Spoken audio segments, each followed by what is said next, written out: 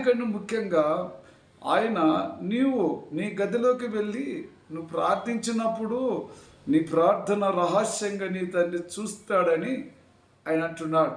మరి రహస్యంగా నీ తండ్రికి నువ్వు ప్రార్థన చేసినప్పుడు ఆయన నీ ప్రార్థన విని రహస్యం ముందు చూచి నీ తండ్రి నీకు ప్రతిఫలం ఇచ్చును.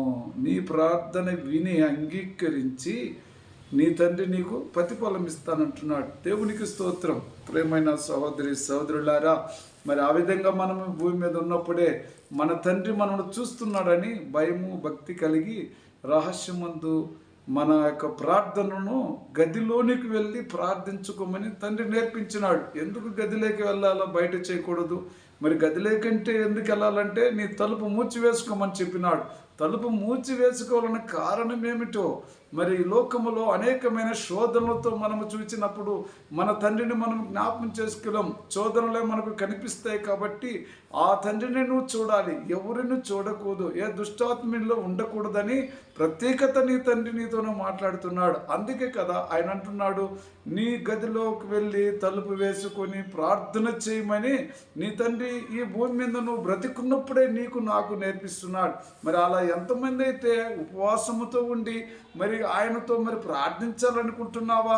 ఒకవేళ నా తండ్రికి రహస్యంగా నేను కనిపించాలని నీలో ఉన్నట్లయితే నీ ప్రార్థన మరి ఆ విధంగా ఉండి నీవు నీ తల అంటుకొని ముఖము కడుక్కొని నీ తండ్రికి రహస్యంగా నువ్వు ఏదైతే ప్రార్థించున్నావో పరలోకపు నీ తండ్రి నీకు మరి నీ ప్రతిఫలమును ఇచ్చుతామని అంటున్నాడు.